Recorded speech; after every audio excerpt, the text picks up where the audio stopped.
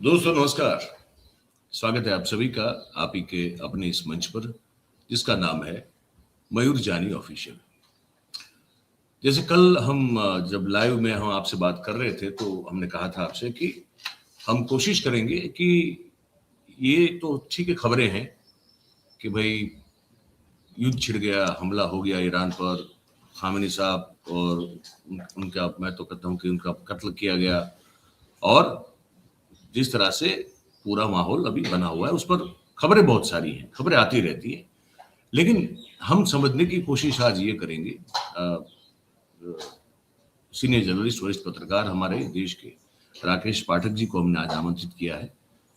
उनसे हम बैठ के आज ये समझने की कोशिश करेंगे कि ये ईरान सबकी आंखों में जो चुभ रहा है, मुसलमान कंट्रीज की आंखों में भी चुभ रहा है, इसराइल को तो चुभ ही रहा है, अमेरिका को भी चुभ रहा है, तो इतना क्यों चुभ रहा है? ये पीछे का जो खेल है पूरा, इसको हम हमारी समझ है या जानकारी है उस आधार पर बातचीत करके आप तक समझाने की कोशिश करेंगे, पहुंचाने की कोशिश करेंगे। और आप सबसे एक विनती है, अभी भी जो जुड़े हैं और जो अभी जुड़ने वाले हैं, सब मंच को आप इस चैनल को सब्सक्राइब कर लें अगर आपने अब तक नहीं किया है तो, और अपने साथियों को करवाएं।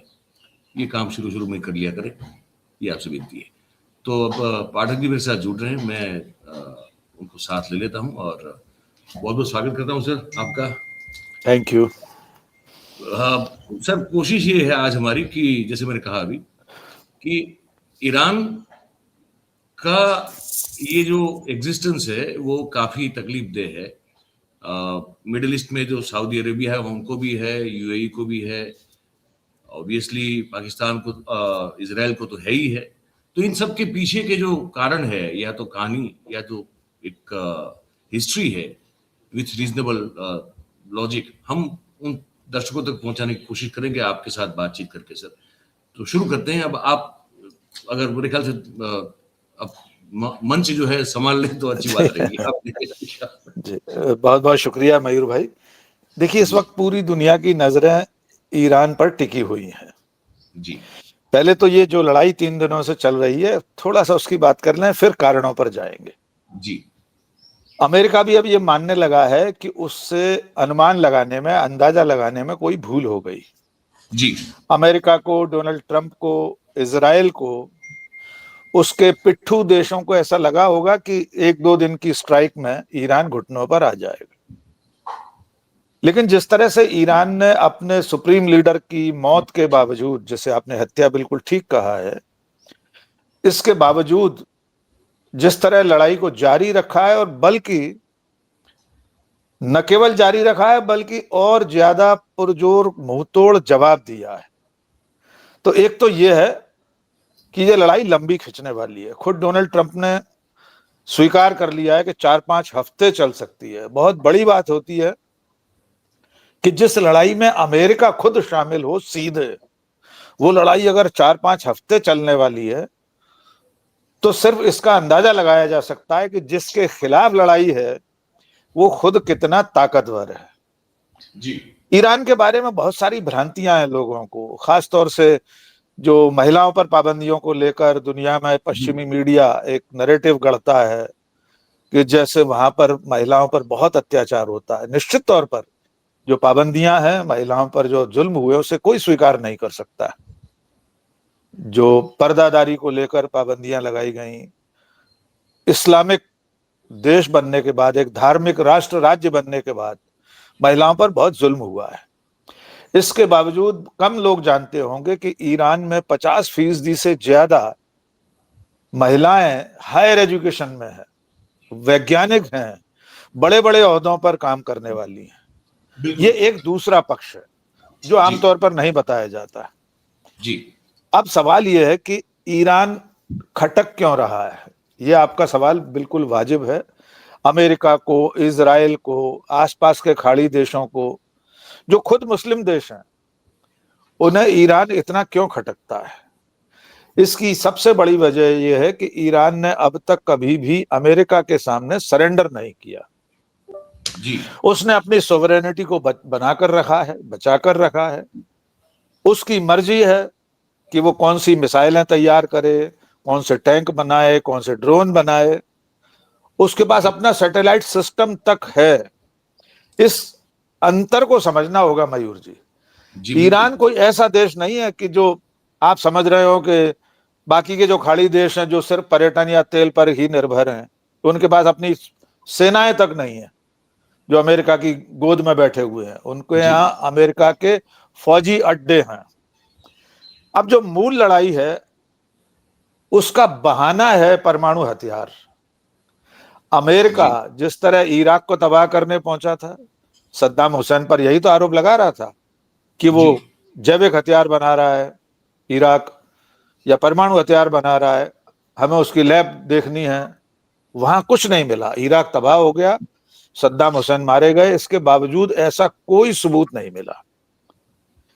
ईरान के मामले में तो इससे भी ज्यादा बड़ी बात यह है कि जो पहले उनके धार्मिक नेता थे अयतुल्लाह खुमैनी, ये खमेनी है, वे खुमैनी थे, उन्होंने एक फतवा जारी किया था कि जो मास डिस्ट्रक्शन का हथियार है, जो सामूहिक नरसंहार कर सकता है, इंसानियत का कत्लो गारत कर सकता है, ये विचार भी इस्लाम के खिलाफ है।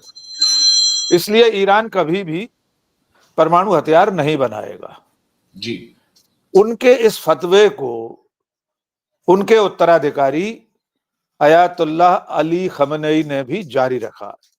वे बार बार दोहराते रहे थे कि हम इस तरह के सामूहिक नरसंहार जिसमें बेगुनाह लोग मारे जाएं, क्योंकि देखिए परमाणु हथियार जब इस्तेमाल किया जाता है वो टारगेटेड नहीं हो सकता, उसके विकिरण से तो बेकसूर लोग भी मारे जा सकते हैं। मिसाइल और ड्रोन तो आप ठीक है किसी फौजी ठिकाने पर गिरा सकते हैं, लेकिन परमाणु बम एक बार अगर गिर गया तो उसकी जद में पूरी मानवता आ सकती है।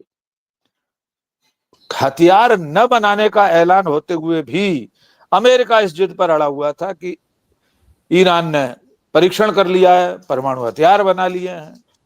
जबकि जो अंतरराष्ट्रीय परमाणु ऊर्जा एजेंसी है जो निगरानी करती है इन सब गतिविधियों की, उसने बार बार ये इस बात की तायीद की है कि ईरान के पास परमाणु हथियार नहीं है, परमाणु ऊर्जा का शांतिपूर्ण प्रयोग कर रहा है ईरान, बिजली सर, बनाने में, बाकी चीजों में। जी एक निवेदन ये भी हमने कल देखा, सुना और जी पढ़ा भी। जी ईरान के जो विदेश मंत्री है उन्होंने और विदेश मंत्रालय की ओर से वो बड़ा एक मतलब आघात, साहचर्य आघात प्रकट किया गया कि भाई ओमान बीच में था, मध्यस्थी कर रहा था, हर चीज बिल्कुल सही जा रही थी और हम मतलब जो बातचीत का जो मूल बिंदु था उसको जी लेकर मीडिएटर भी खुश था, अमेरिका भी खुश था, हर चीज सही जा रही थी, फिर ये हमला क्यों? ये भी उन्होंने कल और बिल्कुल। परसों के मैं बयान में कहा। जी बिल्कुल, आपने सही पॉइंट उठाया है।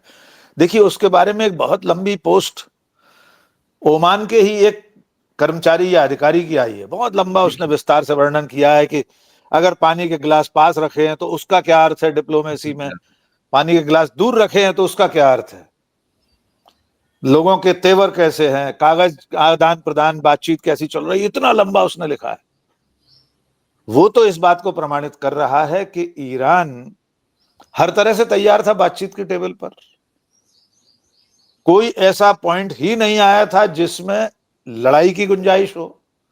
बिल्कुल। अब आप देखिए कि अमेरिका में वहां का रक्षा मंत्री या कोई और एक बड़ा अधिकारी कह रहा है कि इजराइल ने हाथ पकड़कर अमेरिका का जंग में बिल्कुल शामिल कर लिया। मार्को रूबियो ने कहा है ये मार्को रूबियो ने स्टेटमेंट। कहा, जी मार्को बिल्कुल। रूबियो ने कहा है। तो अब आप अंदाजा लगा सकते हैं ये पूरी पूरी लड़ाई कितनी गैर जरूरी थी। जब ईरान एटम बम नहीं बना रहा, कोई परमाणु परीक्षण नहीं कर रहा, आगे भी नहीं बनाएगा, उसको लिख के देने को तैयार था, अपने फतवे पर कायम थे। आज की तारीख में आप ये गारंटी नहीं ले सकते कि खमेनेई की मौत के बाद अब जो लोग वहां सत्ता पर हैं वे उस फतवे को मानेंगे। मान लीजिए कोई और फौजी जनरल अभी सत्ता संभाल ले, अभी तो 40 दिन का शोक है, तो कोई औपचारिक रूप से उत्तराधिकारी घोषित नहीं किया है, तब अमेरिका क्या करेगा? तो ऐसे हालात में ये लड़ाई थोप दी गई है। और मजे की बात देखिए, अब अमेरिका राग अलाप रहा है कि हमने हमला नहीं किया, हमने शुरू नहीं किया, जबकि राष्ट्रपति डोनाल्ड ट्रंप तो दुनिया के सामने संबोधन कर रहे थे, सबसे उन्होंने पहले बाकायदा ऐलान किया कि हमने लड़ाई शुरू कर दी है, और अब 3 दिनों में ये हालत हो गई। और आज की ताजा खबर तो ये है कि जिस तरह से ईरान ने खाड़ी के देशों में अमेरिकी अड्डों को निशाना बनाया है, उसको देखते हुए अमेरिका ने पूरे खाड़ी क्षेत्र से अमेरिकियों को तत्काल हाँ, देश छोड़ने का एक एडवाइजरी जारी कर दी है। इससे आप अंदाजा लगा सकते हैं। कई ऐसी तस्वीरें भी आई हैं कि अमेरिकी फौजें लौट रही हैं, हम जैसे भी उन पर अभी भरोसा नहीं करते। तमाम एआई वीडियो भी आ जाते हैं, पुराने वीडियो भी आ रहे हैं, कुछ भी हो सकता है। लेकिन जिस तरह से ईरान ने खुद को संभाला इस लड़ाई में और जवाबी हमला किया है, वो बेहद चौंकाने वाली बात है अमेरिका और इजराइल के लिए। दुनिया में बहुत सारे प्रेक्षक हैं, वे तो जानते थे कि ईरान को इतनी जल्दी घुटनों पर नहीं लाया जा सकता। तो ये लड़ाई लंबी चलेगी तो दुनिया को बड़ा नुकसान हो सकता है। उसके दूसरे पहलुओं पर भी आएंगे, तेल पर, हरमुज जो स्ट्रेट है उस पर भी बात करेंगे। जी, मैं सर ये थोड़ा आपसे इस पर ज्यादा थोड़ी रोशनी चाहता हूँ कि ये जो खाड़ी देश, मिडिल ईस्ट की कंट्रीज जितनी भी है, लेकिन इनमें अगर मैं कल कह रहा था हमारे दर्शकों से, मैंने कहा कि ये बड़ी बहुत ही वाहियात से भी वाहियात बात हो गई है कि जब प्रधानमंत्री हमारे कुछ समय पहले ईरान गए थे, तो उनकी तो हर दौरा उनका ऐतिहासिक दौरा होता है, तो वो भी वो ऐतिहासिक दौरा ही था। उसमें उन्होंने दो पुरानी सभ्यताओं के बीच के संबंध की बात कही थी। हालांकि वो कहे कि ना कहे, सच है कि हम सिर्फ देश नहीं है, देखिए देश का क्षेत्रफल तो कम होता है, घटता बढ़ता रहता था, वो तो उस दौर का कुछ मामला अलग था, लेकिन सभ्यता, संस्कृति, वो दो सबसे पुरानी संस्कृतियों और सभ्यताओं में से हम लोग एक, हमारे इतने पुराने रिश्ते। मैंने कल हमारे दर्शकों को ये भी कहा, मैंने कहा आज से 70-80 साल पहले तक फारसी जो है वो आम, मतलब पढ़े लिखे लोग फारसी जानते थे, मतलब पढ़ाई लिखाई की बड़ी एक भाषा थी, और उसमें फारसी जो कि पर्शियन लैंग्वेज है, ईरान की भाषा है, वो बड़ी आम थी। अगर जो कोई पढ़ा लिखा होना हमारे सरकारी कामकाज में, मयूर जी, हमारे सरकारी कामकाज में, पुलिस की एफआईआर में जी, देखिए हमारे आज भी पुलिस के सिस्टम में, अभी तो धीरे धीरे करके कम हो गए हैं, हजारों ऐसे शब्द हैं जो फारसी के हैं। फारसी के। पुलिस जब ये लिखती है कि हमने मुलजिम से आला जरर बरामद किए, तो आला जरर का अर्थ होता है हथियार, चाकू या छुरी, कुछ भी, तो ये फारसी के शब्द हैं। जी, अदम दस्तंदाजी फारसी का शब्द है, फारसी का शब्द, तहरीर फारसी का शब्द है, तो दोस्ती भी तो है, वो भी फारसी है जी, दोस्ती भी फारसी है। ये भी मतलब फारसी एक, मतलब उस समय के जो लिटरेट लोग हुआ करते थे, 80 साल पहले वाला की बात कर रहा हूं मैं, तो वो लोग फारसी जानते थे, बोल सकते थे, लिख सकते थे, पढ़ सकते थे, क्योंकि वो हमारे बिल्कुल, जैसे राकेश जी ने कहा और मैं भी कह चुका हूं कि वो सरकारी कामकाजी भाषा तो थी और बड़ी, मतलब आम लोगों की भाषा थी। हाँ, आम लोगों की भाषा थी। तो इतने अच्छे संबंध हमारे उनके साथ, इतने पता नहीं कितने सदियों से थे। अब इस पर थोड़ा मैं आपसे चाहता हूं आज, तो इनके अचानक पहले दिन जब ये हमला हुआ, राकेश जी, पूरी टाइमलाइन देखी मैंने, और शायद आपने भी ट्वीट किया था और मैंने उसको भी रीट्वीट किया था, और हम लोग वही वो देख रहे थे कि ये ब्रह्मांड पुरुष है, उनके दिमाग से अचानक ईरान स्किप कर गया। इतनी बड़ी घटना हो रही है, उनको दिखाई सुनाई तक नहीं दी, और तमिलनाडु में वो मंदिर में लेट कर जो है साष्टांग दंडवत प्रणाम करके वो फोटो खिंचवाते रहे, और पुडुचेरी, तमिलनाडु और ये सब बात करते रहे। और फिर रात को उनको थोड़ा वक्त मिला तो उन्होंने नेतन्याहू और ये मोहम्मद बिन, क्या है इनका, यूएई वाले, हाँ, उनसे बात की। ईरान के बारे में अब तक, और खामेनी की जो कत्ल की गई उसके बारे में अब तक एक लफ्ज मेरी नजर में अब तक नहीं आया है। ऐसा, मतलब इसके पीछे का क्या कारण? मतलब बहुत ही अहम सवाल है मयूर भाई। ये मतलब कम से कम शोक तो व्यक्त कर सकते हो, तो ये तो डिप्लोमेसी है। शोक तो थोड़ा सा भारत और ईरान के रिश्तों की बात आपने कही है, बहुत जरूरी सवाल आप लेकर आए हैं जी। देखिए, इसमें कोई शक नहीं है कि दुनिया की प्राचीनतम सभ्यताओं में से हम हैं और ईरान भी है जी। हमारे रिश्ते ऐसे रहे हैं कि कल तक तो हम बहुत पास ही थे, देखा जाए तो अफगानिस्तान और इससे थोड़ा सा आगे बढ़कर बहुत पास थे। बाद में देश बन गए, देशों की सीमा, आपने बिल्कुल ठीक कहा, भौगोलिक सीमाएं बदलती रही, अब बीच में बांग्लादेश भी आ गया। नरेंद्र मोदी के युग में भी ईरान हमारे लिए कितना अहम था, इसका सबूत है मई 2016 की मोदी की ईरान यात्रा। जी। इन्हीं अली खमेनेई के साथ बैठ रहे हैं वे, और ईरान के तत्कालीन राष्ट्रपति के लिए और अली खमेनेई के लिए 7वीं शताब्दी की कुरान लेकर जा रहे हैं, उन्हें तोहफे में दे रहे हैं। भाषण में कह रहे हैं कि भारत और ईरान की दोस्ती इतिहास से भी पुरानी है,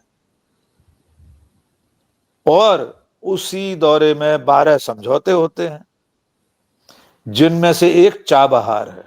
चाबहार, हमारे दोस्तों को हम याद दिला दें कि चाबहार पोर्ट में भारत का शामिल होना कितनी बड़ी उपलब्धि थी। इसके लिए नरेंद्र मोदी का ही, वो जो 4-5 गोदी मीडिया के भोंपू बैठे थे, उनके साथ इंटरव्यू में, वे पत्रकार तो नहीं ही थे मयूर भाई, क्षमा करें, नहीं थे, बिल्कुल नहीं। अगर कोई पत्रकार उन्हें मानता हो तो उनकी विवेक बुद्धि पर है। उनके सामने नरेंद्र मोदी खुद बखान रहे थे, किसी और ने नहीं कहा था कि चाबहार, और उसमें भी भारत सरकार की नहीं बात कर रहे थे, मैं और उसमें हर वाक्य में जी लगा रहे थे। मेरे लिए जी बड़ी उपलब्धि है जी, चाबहार लेकर आया हूं जी, ये मेरे कार्यकाल की बहुत बड़ी अचीवमेंट है जी।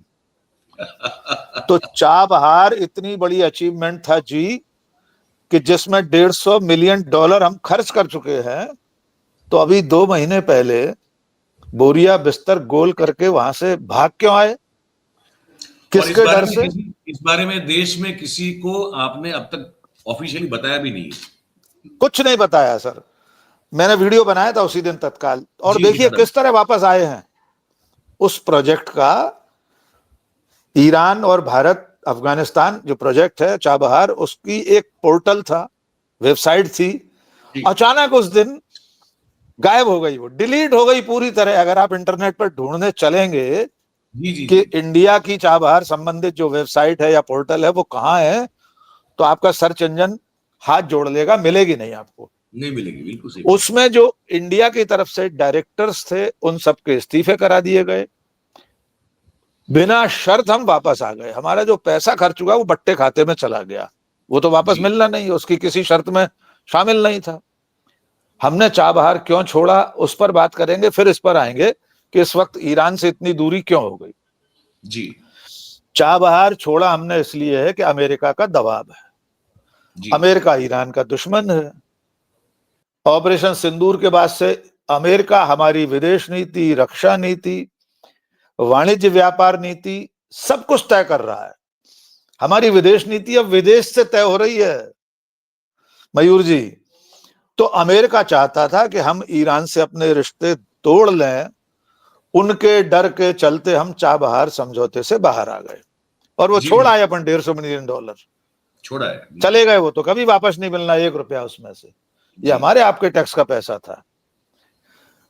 अब आते हैं इस पर कि चीन, क्षमा कीजिए, ईरान के सुप्रीम लीडर की मौत और उसके बाद नरेंद्र मोदी की चुप्पी। हम एक चीज और दोहरा दें, नरेंद्र मोदी भी छोड़िए सर, अटल बिहारी वाजपेयी की तस्वीरें दिखा सकते हैं हम अभी, इन्हीं अली खमेनेई के साथ बैठे हुए। हाँ बिल्कुल। उससे पहले वाले खुमैनी के साथ सुषमा स्वराज सिर ढककर, सर पूरा सिर ढककर, यहां तक स्कार्फ बांध के हाथ जोड़कर बैठी हैं अली खमेनेई के सामने जी। उस ईरान के सर्वोच्च नेता की मौत पर एक लाइन का आप ट्वीट नहीं कर सके, इससे ज्यादा कायरता क्या होगी। ये एक सामान्य प्रोटोकॉल है, भले ही युद्ध के चलते मारे गए हों अली खमेनेई, आप ये नहीं लिखते कि उनकी हत्या की गई है, मौत ही लिख देते, उनकी मृत्यु पर शोक प्रकट कर देते, ये प्रोटोकॉल है। अच्छा, मजेदार बात यह है मयूर भाई, और ये भारत वो देश है, मैं फिर उस एक और चीज जोड़ दूं, इब्राहिम राइसी जी, ईरान के राष्ट्रपति 2024 में एक हेलीकॉप्टर दुर्घटना में मारे गए थे, उनके साथ उनके विदेश मंत्री भी मारे गए। 21 मई 2024 को भारत सरकार, नरेंद्र मोदी की सरकार ने राजकीय शोक घोषित किया था। उसी देश के सुप्रीम लीडर की मौत पर राजकीय शोक तो छोड़िए, एक लाइन का वक्तव्य जारी नहीं कर पा रहे हैं। कुछ नहीं सर। अंधभक्तों की सेना कह रही है कि वो तो किसी संवैधानिक पद पर नहीं थे, वो तो मौलवी थे, वहां के मौलाना थे। उन लोगों को ये जानकारी होना चाहिए कि अगर वे साधारण मौलवी मौलाना थे तो अटल बिहारी वाजपेयी, नरेंद्र मोदी, सुषमा स्वराज, डॉक्टर मनमोहन सिंह, ये सब उनसे क्यों मिलते थे? किसी देश का नेता वो देश किसे मानता है, ये वो देश तय करेगा। आप थोड़ी तय करेंगे कि उन्हें हम मानेंगे कि नहीं मानेंगे, और नहीं मानते थे तो उनसे मिलने नहीं जाते। 7वीं सदी की कुरान क्यों भेंट की थी आपने? बिल्कुल। ईरान में सर्वोच्च नेता वही हैं, राष्ट्रपति, प्रधानमंत्री औपचारिक पद हैं, लेकिन सुप्रीम लीडर तो वही हैं। इसलिए 2 लाइन आनी चाहिए थी। और मजेदार बात यह है, पाकिस्तान की पार्लियामेंट में वहां का प्रधानमंत्री, पाकिस्तान की सरकार ईरान पर हमले की निंदा कर रही है, अली खमनेई की मौत पर शोक जता रही है, और हम विश्वगुरु हैं। हमको पता ही नहीं है कि ईरान में युद्ध चल रहा है, हमारे प्रधानमंत्री को जानकारी नहीं, उनको बताया नहीं ना किसी ने। असल में उनकी भी गलती नहीं है, उनके व्हाट्सएप ग्रुप में किसी ने बताया ही नहीं कि ईरान पर अमेरिका ने हमला कर दिया है। आप भी मयूर भाई ऐसी बात करते हो यार। वो व्हाट्सएप ग्रुप में नहीं होंगे जिसमें नेतन्याहू और ट्रंप होंगे? उसमें तो नहीं होंगे, उसमें नहीं। वो तो निशिकांत दुबे वाले व्हाट्सएप ग्रुप में है ना मोदी जी, तो उसमें कहां से होंगे? उसमें निशिकांत दुबे ने नहीं बताया कि लड़ाई चल रही है वहां पर। और मजे की बात देखिए, आप सबको फोन लगा रहे हैं, नेतन्याहू को फोन लगा रहे हैं, सऊदी अरब के शेख को लगा रहे हैं, संयुक्त अरब अमीरात, ओमान के शेख को, और जिस पर हमला हुआ है वहां के मुखिया को टेलीफोन नहीं लगा रहे आप। गजब की विदेश नीति है।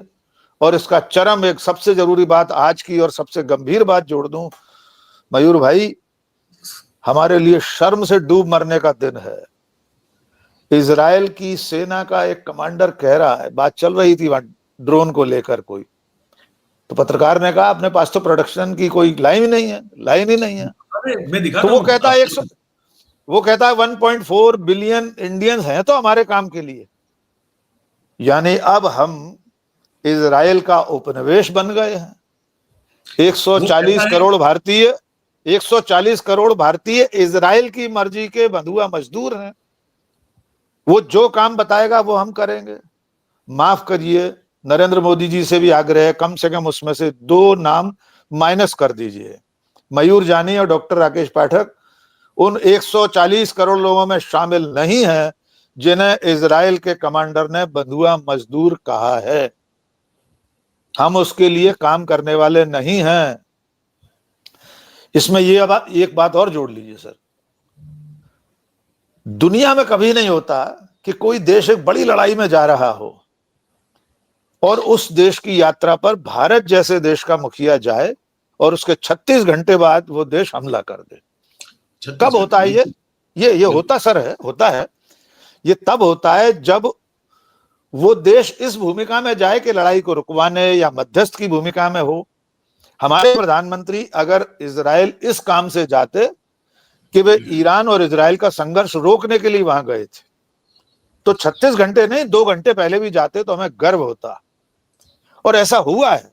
सेकेंड वर्ल्ड वॉर से पहले लगातार राष्ट्राध्यक्ष एक दूसरे के देशों में यात्राएं कर रहे थे, हिटलर तक से बातचीत हो रही थी, लोग सब एक दूसरे से मिल रहे थे।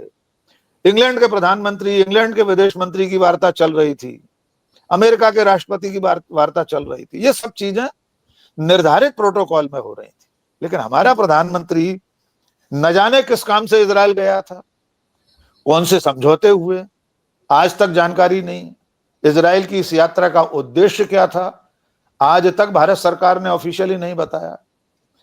कहीं इस यात्रा का मकसद वही तो नहीं था जो इजराइल के कमांडर ने कह दिया है कि 140 करोड़ लोग हमारे लिए मजदूरी करेंगे। और क्या ऐसा कोई समझौता करके आए मोदी जी? तो बताएं, देश को सामने रखें।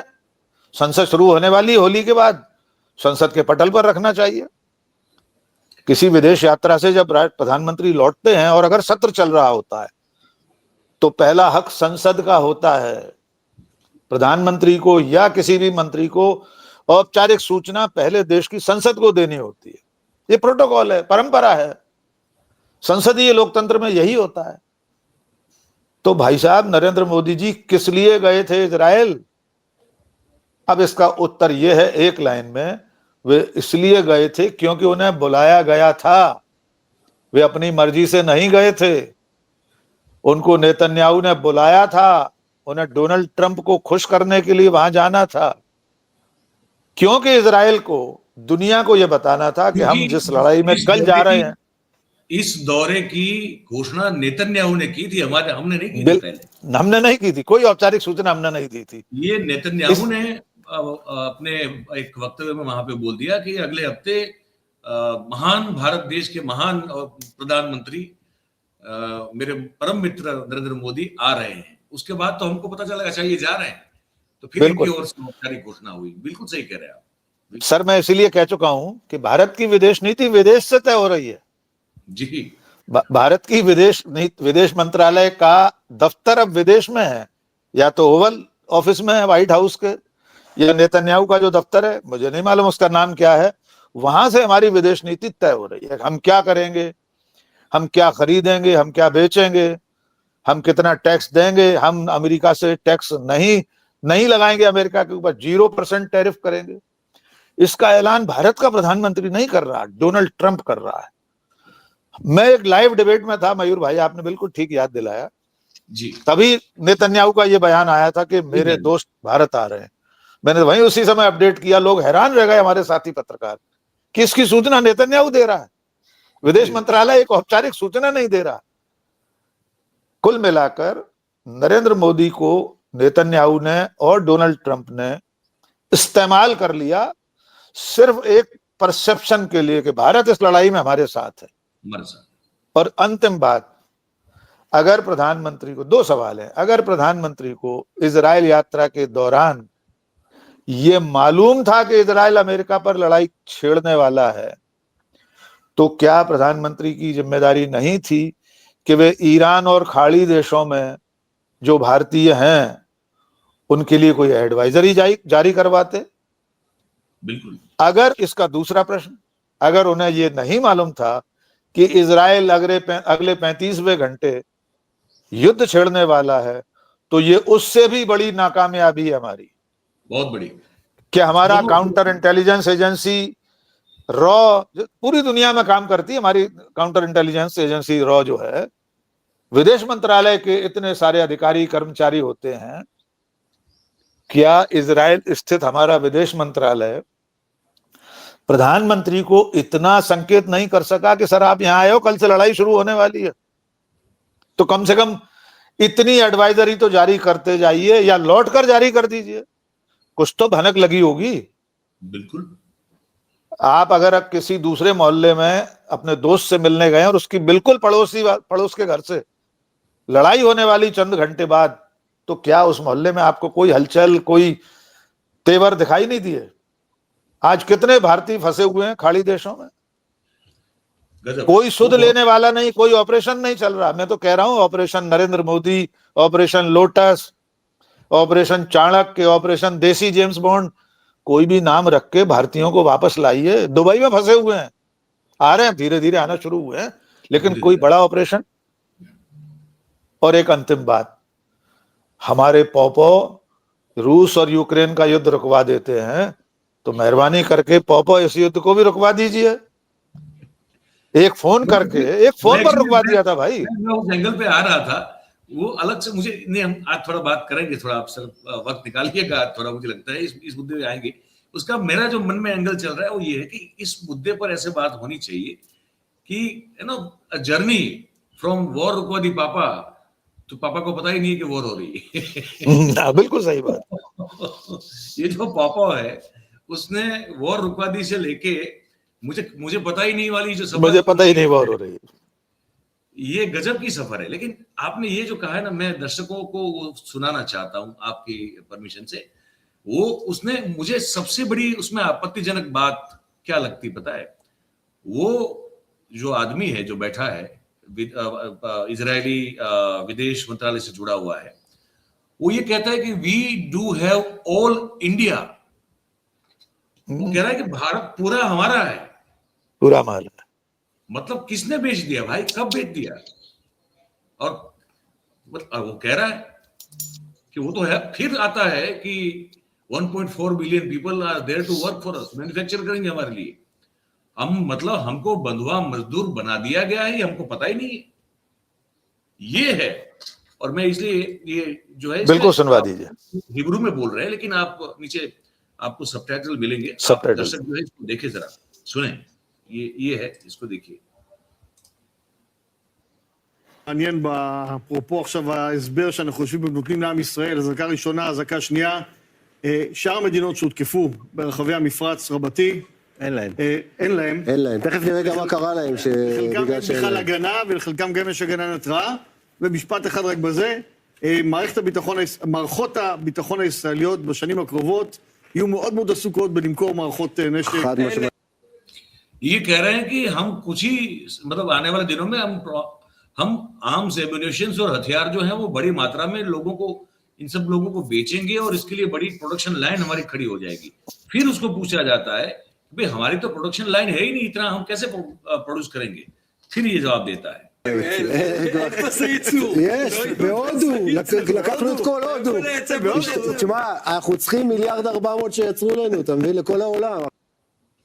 अरे बोले हमारे पास है ना, इंडिया है पूरा, एक 1.4 बिलियन 140 करोड़ लोग हैं, वो हमारे लिए मैन्युफैक्चर करेंगे और दुनिया के लिए भी करेंगे।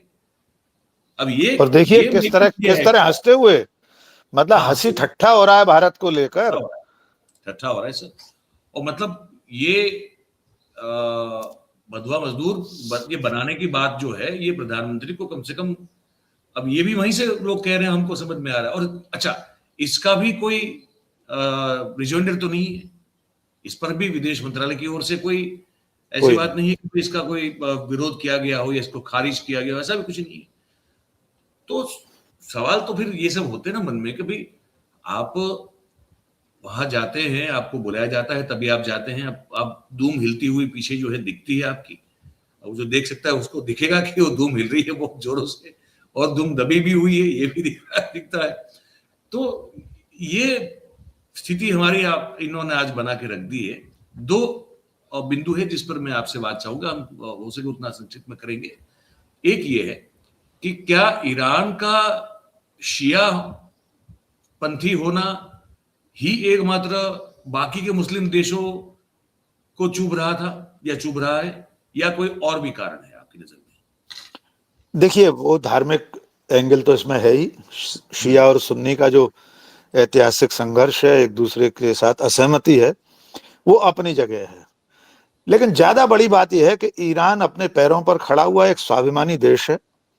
बाकी के जो खाड़ी देश हैं उन्होंने अपने आप को अमेरिका की गोद में बिठा रखा है जी। उनके पास खुद की कोई ताकत नहीं है। बगल में इराक था, उसे भी नेस्तनाबूद किया जा चुका है सद्दाम हुसैन के खात्मे के बाद। तो कुल मिलाकर ये लड़ाई धार्मिक से ज्यादा राष्ट्रीय स्वाभिमान की है। ईरान के लोग धर्म के लिए नहीं लड़ रहे हैं जी। वे अपने राष्ट्र की अस्मिता के लिए लड़ रहे हैं। वे इसे धर्मयुद्ध कह रहे होंगे, कहा जा सकता है उनकी भाषा में, लेकिन ये लड़ाई तो अपने देश की संप्रभुता को बचाए रखने, अपने राष्ट्रीय गौरव की रक्षा के लिए है। और हर देश को ऐसी लड़ाई लड़ना चाहिए। किसी को भी एक टेलीफोन पर सरेंडर नहीं करना चाहिए, सीज फायर कबूल नहीं कर लेना चाहिए। कोई भी देश हो, छोटे से छोटे देश, यूक्रेन भी आज तक लड़ रहा है ना मयूर भाई। जी बिल्कुल। व्लादिमीर पुतिन ने कहां सोचा होगा कि इतनी लंबी लड़ाई चलेगी। सालों हो गए अब तो जी। दुनिया भूल चुकी है वहां कोई लड़ाई चल रही है। लोग वहां के राष्ट्रपति जेलेंस्की को जोकर बताते थे, मिमिक्री आर्टिस्ट कहते थे, लेकिन लड़ रहा है ना। बिल्कुल। इतिहास के पन्नों में कम से कम ये तो नहीं लिखा जाएगा कि रूस के सामने यूक्रेन ने घुटने टेक दिए 10-15 दिन या 1 महीने की लड़ाई में। इतिहास अगर आज का लिखा जाएगा तो उसमें ईरान का नाम भी इसी तरह लिखा जाएगा कि अमेरिका जैसे दुनिया के सबसे ताकतवर देश के साथ उसने लड़ाई लड़ी और हथियार नहीं डाले। उसी इतिहास की किताब में यह भी लिखा जाएगा कि सिर्फ 3 दिन लड़ाई लड़कर विश्व गुरु जैसे देश ने सीज फायर को स्वीकार कर लिया, वो भी तीसरे देश के दखल से। आप खुद करते, आप पाकिस्तान के कहने से खुद सीज फायर करते, खुद उसका ऐलान करते, दुनिया को बता दे कि पाकिस्तान गड़गड़ा रहा था, हमने सीज फायर कर लिया है। जी डोनाल्ड ट्रंप कौन होता है इसका ऐलान करने वाला? बिल्कुल। तो मेरा मानना यह है कि फिलहाल हमारे देश का जो राष्ट्रीय गौरव है, देश का जो सम्मान है, भारत का जो इकबाल हुआ करता था, वो इकबाल जिसमें इंदिरा गांधी कह देती हैं कि 7वां नहीं 70वां जहाजी बेड़ा भेज दीजिए, अब लड़ाई नहीं रुकेगी। वो इकबाल जिसमें भारत का प्रधानमंत्री डॉक्टर मनमोहन सिंह अमेरिका की धरती पर खड़े होकर कहता है कि इराक में अमेरिका का दखल एक बड़ी भूल है, गलती है। आज है इनमें से किसी की हिम्मत? एक बयान तो जारी नहीं कर पा रहे ईरान पर हमले का। मनमोहन सिंह ने कहा था ये अमेरिका में खड़े होकर, मनमोहन सिंह ने कहा था खड़े होकर, और आज सोनिया गांधी ने आलेख लिखा है, मल्लिकार्जुन खड़गे ने कल निंदा की ईरान पर हमले की। देश का प्रधानमंत्री एकदम गाफिल है, उसको पता ही नहीं है ईरान पर चढ़ाई हुई है, कोई जंग चल रही है। किन्हें फोन कर रहे हैं? जहां पर अमेरिका के अड्डे हैं। ईरान कह रहा है हमारी लड़ाई उन देशों से है ही नहीं, हम तो वहां पर टारगेटेड जो अमेरिका के ठिकाने हैं उस पर हमला कर रहे हैं। तो ये जो विश्व गुरु का तमगा है, 28 देशों के नागरिक सम्मान के मेडल नरेंद्र मोदी के गले में लटके हुए, और एक फर्जी मेडल अभी इजराइल के, ये हमारा दावा नहीं है। अमेरिका की ही एक समाचार एजेंसी ने इस बात का खुलासा किया है कि वो फर्जी मेडल है। इससे पहले न वो किसी को दिया गया, न उसके बारे में कोई निर्णय लिया गया। वो तो ऐसा है, राकेश जी जो कह रहे हैं वो अभी जो इजराइल में उनको बड़े खुशी खुशी वो उन्होंने जो पहना है वो तमगा, जो सर्वोच्च राष्ट्रीय सम्मान की बात है, वो इससे पहले अस्तित्व में ही नहीं था, नॉन एग्जिस्टेंशियल था। ऐसे सम्मान का कहीं अस्तित्व इजराइल में नहीं था, और इसके बाद शायद होगा भी नहीं। ये शायद इन्हीं के लिए जो है बनाया गया था, इन्हीं को पहनाया गया है, और हम सब जो है वो अब तमाशा देख रहे हैं। तो ये बड़ी बेवकूफ, मतलब पूरे देश को बेवकूफ बनाना इसको कहते हैं। ये इसका सर्वोच्च श्रेष्ठतम उदाहरण है ये राकेश जी, कि ये बिल्कुल। एक देखिए इस तरह के तमगे तब महत्वपूर्ण होते, हम मान लेते कि दुनिया में हमारी साख ऐसी होती जैसी हमेशा से थी। इस तमगे का महत्व तब होता जब हमारे प्रधानमंत्री इस लड़ाई को रोकने के लिए कोई बात करते। अगर आपके दोस्त हैं नेतन्याहू, तो आप उनसे कहते लड़ाई मत लड़िए, विश्व शांति के लिए पहल करते आप। इन तमगों की अहमियत तब होती जब आप डोनाल्ड ट्रंप के 80 बार किए गए दावे का खंडन करने की हिम्मत रखते। हमारे लिए ये एल्यूमिनियम के इन तमगों का, एक रिबन का 2 रुपए के, कोई महत्व नहीं है। हमारे लिए ये डस्टबिन में डालने लायक तमगे हैं, जब तक कि आप डोनाल्ड ट्रंप के एक तरफा ऐलानों का कड़ा जवाब नहीं देते। ट्रेड डील की घोषणा भी तो डोनाल्ड ट्रंप कर रहा है, आपने क्यों नहीं की? सारी शर्तें उसने थोप दी एक तरफा। तो ये तमगे किसी काम के नहीं है, कबाड़ी भी नहीं खरीदेगा इन्हें। बिल्कुल। एक आखिरी सवाल आपसे मुझे समझना है हमारे दर्शकों के लिए कि अब ये जैसे ट्रंप खुद को बोलना पड़ा कि अब ये तो 4-5 हफ्ता चल सकता है, लेकिन चलेगा। ईरान ने कहा है कि अब कोई हम बातचीत नहीं करेंगे, अब जो जंग है वो जंग ही रहेगी, अब कोई नेगोशिएशन नहीं, अब कोई पीस टॉक या टेबल वार्ता कुछ नहीं, है ना? ठीक है। अब आप को how do you see this going from here to ahead, आगे कैसे देखते हैं इसको आप? क्या देखिए हम उस तरह की आशंकाएं आमतौर पर नहीं देखते कि तीसरा महायुद्ध शुरू होने वाला है। ये लड़ाई तब तक आगे नहीं बढ़ेगी, तब तक विश्व युद्ध में नहीं बदलेगी, जब तक कि ईरान की मदद के लिए रूस, चीन और उत्तर कोरिया जैसे देश सीधे खुलकर सामने नहीं आते। मैं इसको दूसरी तरफ ले जाना चाहता हूं, दूसरे दृष्टिकोण से देख रहा हूं, जिसका इशारा खुद अमेरिका की सरकार या शायद डोनाल्ड ट्रंप ने भी अपने बयान में दिया है। वो है जमीन पर ट्रुप्स उतारने का। देखिए कोई भी लड़ाई जब तक हवाई लड़ाई है, आप उस देश पर कब्जा नहीं कर सकते। वो गोदी मीडिया ने जो 7 से 10 मई तक लाहौर पर कब्जा कर लिया था, इस्लामाबाद पे तिरंगा फहरा रहा था, कराची में मेरे एक दोस्त की पोस्टिंग हो गई थी, वो पटवारी हो गया था वहां पर, 10 मई को। हाँ, अरे आज तक वालों ने बताया था कि रामलाल पटवारी कराची के हल्का नंबर 13 के पटवारी होंगे, फिर उनको अगले दिन बताया गया कि नहीं भैया तुम्हारी पोस्टिंग तो यही है अभी। तो कुल मिलाकर ये जमीनी लड़ाई जब शुरू होगी जब तक तो मैं इसको अफगानिस्तान बनते हुए देख रहा हूं। अगर अमेरिका ने अपनी फौजें जमीन पर उतारी ईरान की धरती पर, बहुत दूर है सर, कोई ऐसे सीमाओं से जुड़ा हुआ थोड़ी है कि टैंक ऐसे चलकर चले जाएंगे, हजारों किलोमीटर की दूरी है। लेकिन अगर अमेरिका ने यह गलती की कि अपनी फौजें ईरान की धरती पर उतारी, तो अमेरिका फिर एक बार वियतनाम या अफगानिस्तान जैसा हाल देखेगा। अफगानिस्तान में अपना माल असबाब, टैंक, तोपें, हवाई जहाज, गोला बारूद सब छोड़कर टाटा बाय बाय करते हुए, बीटिंग रिट्रीट करते हुए बैक टू पवेलियन होना पड़ा अमेरिका को। वियतनाम से भी जब अमेरिकी सैनिकों की लाशें, उनके ताबूत अमेरिका पहुंचे थे, तो अमेरिका को वियतनाम से भी भागना पड़ा था। अंतिम बात जोड़ दूं, अमेरिका के लोग आज भी अपने जवान बेटों के ताबूत विदेशी धरती से लौटते हुए नहीं देखना चाहते। कल लौटे हैं 4 ताबूत सर। जी जी। 59%। ट्रंप ने बड़ी निर्लिप्तता से कहा कि this is how it is, ये ऐसे ही होता है, ऐसे ही होता है, ऐसे ही होता है और आगे भी होगा, आगे और मर सकते हैं आपके बेटे, ऐसा बोला है। लेकिन अमेरिका में अभी एक सर्वे CNN ने किया है, 59% अमेरिकियों ने इस हमले को गलत बताया है। वे इस लड़ाई में अमेरिका के शामिल होने के पक्ष में नहीं है। खुद ट्रंप की पार्टी के सांसद, कांग्रेसमैन, सीनेटर इसके विरोध में है, बहुत सारे खुलकर बोल रहे हैं। तो ये लड़ाई आगे चलकर महायुद्ध में नहीं बदलेगी, ऐसा मेरा अनुमान है। लेकिन अमेरिका और इजराइल का ईरान में फंस जाना उन दोनों के लिए भारी पड़ेगा, बहुत आसानी से वहां से नहीं निकल पाएंगे। जी मयूर भाई। बिल्कुल सही बात सर।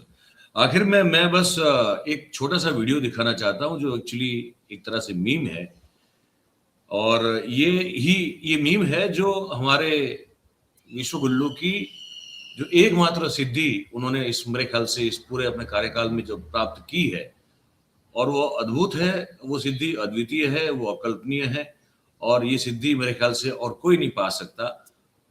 वो है एक ऐसी भाषा उन्होंने खोज निकाली है जो दुनिया में इनके अलावा और कोई बोल नहीं सकता। मैंने यशवंत सिन्हा साहब से पूछा था तो उन्होंने कहा कि नहीं, ये हमारे बस की भी बात नहीं है।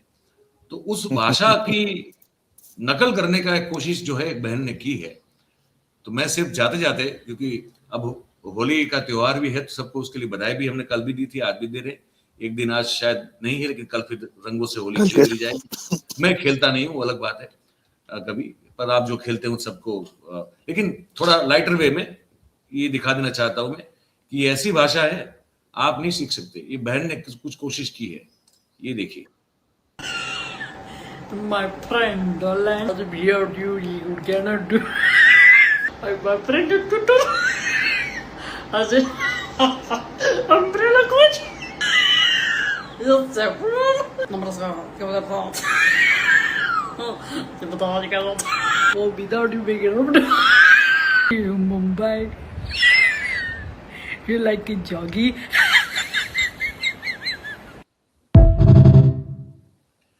Okay sir. ये हम और आप नहीं बोल सकते, कोई नहीं बोल सकता। ये ऐसी भाषा हमारी बिल्कुल अद्भुत है सर। दुनिया के भाषा विज्ञान में ये नरेंद्र मोदी के नाम से ही इसका कॉपीराइट रहेगा, इस भाषा का। सदियों तक ये भाषा अजर अमर रहेगी। जी जी जी मयूर भाई। तो यही है। तो हमने सर आपके साथ मिलकर आज जो है कोशिश की ये दर्शकों तक पहुंचाने की, समझाने की कि ये जो है वो क्यों चुभ रहा है। क्योंकि अगर अपनी रीढ़ की हड्डी मजबूत रख के कोई इस देश में खड़ा होता है, दुनिया में खड़ा होता है, तो वो चूकता बहुत है लोगों को। और कहीं ना कहीं ईरान सबसे बड़ा कारण शायद ये है कि वो इसलिए काफी चूक रहा है। बाकी और चीजें तो है ही, धार्मिक भिन्नताएं हैं वो ठीक है, पर ये मुख्य कारण हमको लगता है। अब यही आज बातचीत को समाप्त करेंगे। सर आपका बहुत बहुत धन्यवाद, आपने वक्त निकाला। Rakesh ji thank you very much. तो दोस्तों ये बातचीत थी। आप इस बारे में क्या राय रखते हैं? चैट बॉक्स में बहुत सारा आपके मैसेज है, मैं देख रहा हूँ। वैसे ही जो है कमेंट करके भी हमको जरूर से बताइएगा कि इस बारे में आपकी राय क्या है, आप क्या सोचते हैं। और हम तो हमेशा कहेंगे, आज भी कहेंगे आपको कि भाई इसको लाइक करें, वीडियो को, इसकी लिंक जो है उसको हो सके उतना शेयर करें ताकि ज़्यादा लोगों तक पहुंच पाए आप सबके समर्थन से, सहयोग से। और इस चैनल को अगर आपने सब्सक्राइब नहीं किया है तो अभी कर लें, अपने साथियों से भी करवाएं, ये आपसे विनती है। आपका दिन शुभ रहे, आप स्वस्थ रहें, ये आप सबको शुभकामना देते हुए बहुत बहुत धन्यवाद करेंगे आपका हमारे साथ इस बातचीत में जुड़ने के लिए। Thank you very much. नमस्कार।